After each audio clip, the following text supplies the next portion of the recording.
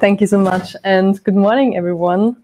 I want to talk a little bit today about how to create and design products and services that are more truthful. Because as you all know, the topic of Creative Mornings in November is truth. And it's a really interesting time to think and talk about truth. Because when we look outside into the world, sometimes it feels like it can be quite hard to find truth, and my truth can be entirely different to your truth, depending on the information that we have. And did you know that in 2016, Word of the Year by Oxford Dictionaries was actually post-truth, because they've seen a spike in frequency of using that word, especially in the context of the EU referendum in the United Kingdom, but also in the presidential election in the United States. But not only in the world of politics. I mean, if you think about all those greenwashing incidents, about all those scandals, it's pretty clear that a lot of trust is broken, not only with politics, it's with individual people, with services, products, with companies. And I was really curious to think a little bit about our role and responsibility in building and rebuilding trust. And when I say we, I mean all the people in the creative industry who create, design, and communicate. Because eventually when we design something, we want to build a relationship with the user or with the customer. And any meaningful relationship is built on trust. So I don't know about you, but since I started working in the field of design, almost in any project, at some point, the question of credibility, loyalty, or trust came up. And design really is a craft with quite a big amount of power, with the power to choose and the power to influence and the power to change how people perceive the truth. And with that, we also have the responsibility to make really good decisions on what we think is even worthy to be trusted. So I think we do have to do our homework and understand the context better to make really good decisions, because we are kind of gatekeepers to decide on what we want to bring to the world and what we decide to not bring to the world. And that may sound easy, but let me give you a few examples. So if you are, for example, a photographer, you have a great amount of power to choose who is in your picture, how are you portraying them, but maybe also who is not in there, who are you excluding, and what are you communicating with that? If you're working in user experience, you have a great amount of power to choose what's most visible, and with that very directly influence how people behave. If you're, for example, an industrial designer, you have a great amount of power to make something accessible to someone, but maybe not accessible to someone else. And that could be because of the form of something, but also by, for example, the material that you choose. And in that way, making a product more expensive and maybe accessible to someone, but not someone else. And of course, the choice of material also impacts all these people that are part of the respective supply chain. So at this point, I just want to mention that I'm not an expert of designing for trust, but since I started working, I've worked across many different disciplines. I have a background in industrial design and visual communication, and I've worked as a design researcher and spatial designer. And I have the pleasure to be surrounded by a lot of thoughtful people at IDEO and a culture that encourages these discussions.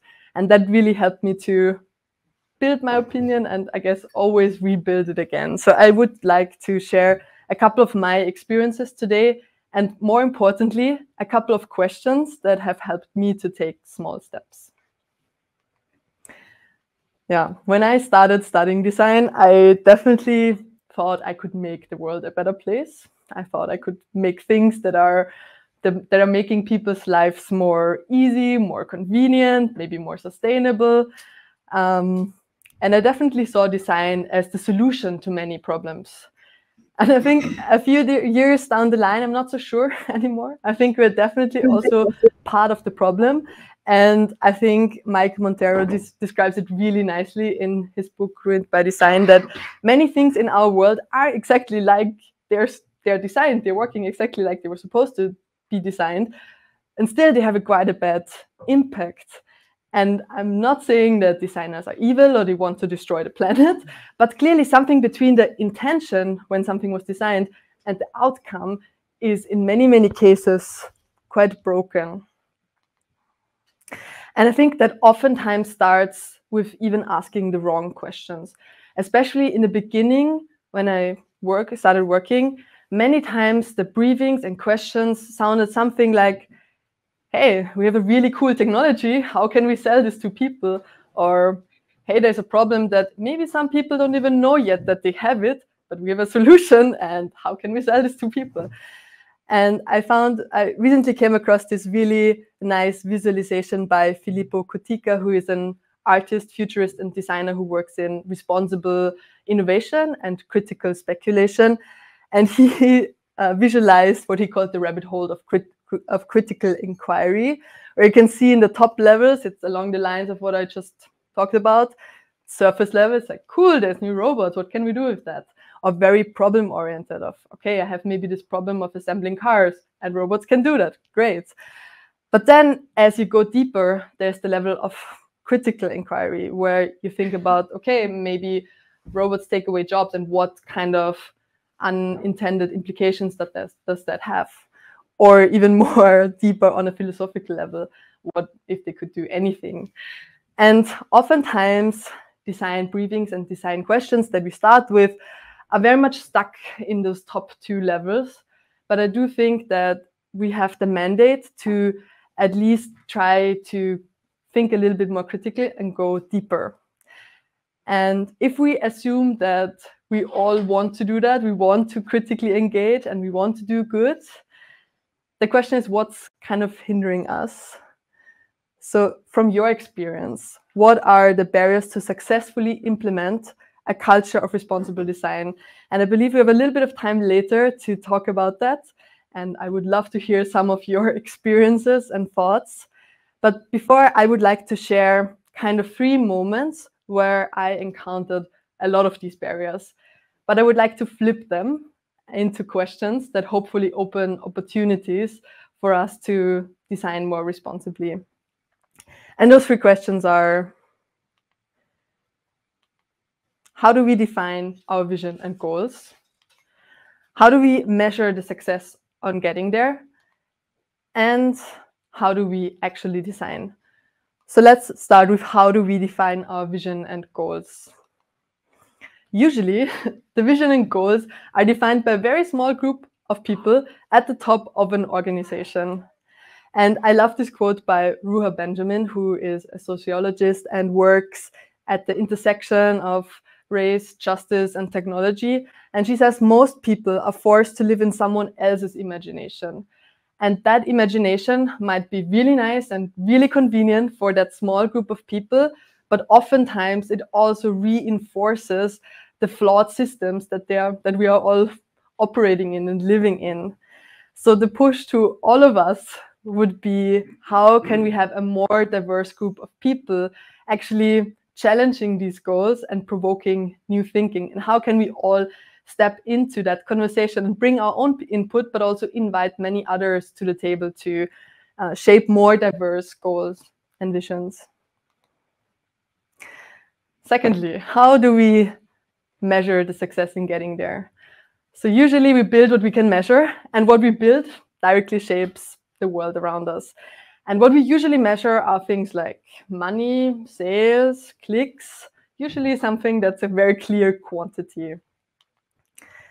And Donella Meadows, environmental scientist that probably many of you know for her amazing work in systems thinking, said, pay attention to what is important and not just what's quantifiable. So she talked about how our world is obsessed with numbers, and that kind of makes us feel that what is measurable is more important than what's not measurable, which, if you think about it, means that quantity is more important than quality. And if we keep on motivating ourselves and rating ourselves and rewarding ourselves based on our ability to produce quantity, the outcome will always be quantity. And she also really nicely says that if you then take a moment and look around, you can decide for yourself if you think that quantity or quality is the outstanding characteristic of the world that we live in. So again, I think it would be quite an interesting and powerful design challenge to think about how we can align our KPIs with our values and our underlying belief systems, and how powerful would that be if we all step into that conversation, not shy away from it. And last but not least, how do we design? So probably many of you know this book by Daniel Kahneman, Thinking Fast and Slow, where he talks about those two systems of thinking. System 1 level thinking being very fast, very effortless, and it relies on our instinct and our experience. System 2 thinking being a lot slower, requiring a lot more effort, and it's that type of thinking that's logical and very conscious. And what happens a lot in our design world is that we have very short amount of times for things, which naturally puts us into system 1 thinking, where our brain relies on a lot of biases and shortcuts and is in the way of engaging more critically. And the second thing that can be dangerous is to codify ethics, because that can instill a checklist approach. If I have my checklist of those are the 5 things that I need to do to be responsible, it also hinders me to actually critically engage in the topic and think about it. So I think most importantly, having that space and time to actually critically engage with what we're designing is really important. And now I spoke a little bit about what could help us to define or decide what's even worthy to be trusted. And I would just like to take a couple of minutes to now talk about how to actually maybe design trust. So how can we, if we make a decision of, I think that's really worthy to be trusted, how do we design it in a way that feels trustworthy? And there's some great work by Frances Frey, who is a professor at the Harvard School of Business. And she has done a big amount of work in the field of trust building. And she says, actually, trust is quite well understood. It consists of these 3 components: logic, authenticity, and empathy. And I would briefly like to look at what this means for the design process. So first of all, people trust you if they believe that you're logic. It's kind of like, I believe that you can do this and your reasoning is sound. And I think that's where I spent most of my university time at. And it's very important to, on a logical level, understand, okay, what's maybe the best choice of a material or of a color or of a typography, whatever it is. But then later in life, in my role at IDEO, I added those other components a lot more, the authenticity and empathy. So secondly, people will trust you if they feel like you're authentic. So I feel like I'm getting access to the real you. And at IDEO, we do something that we call human-centered design, which essentially is taking a lot of time to really trying to understand humans. And that's not only true for users and customers, but also of people on the inside of organizations that we work for. So we take lots of time to really understand the values, the goals, the hopes and fears maybe of the organization we work for, but also of individuals in that organization. And that helps to really design something that feels a lot more authentic and true to the client. And last but not least, people will trust you if they feel that you're empathetic. So that's kind of like, I believe that you care actually about me and my success. And that's really, I think, the field where I spent most of my recent years working in as a design researcher. So we use design research to get really close to people, trying to understand their needs, spending lots of time with them, talking with them, and really trying to get at the core. And I think that's been the most powerful addition to my design process in the recent years, because it really creates something that not only feels empathetic, but really tries to be empathetic. And with that, just to quickly recap those 3 questions that hopefully can help us to think more critically about the whole process. So how do we define our vision and goals? How do we measure success? And how do we actually design? And again, later I would love to hear your thoughts on your experiences. What are the biggest barriers in implementing a culture responsible design? But for now, thank you so much for your attention.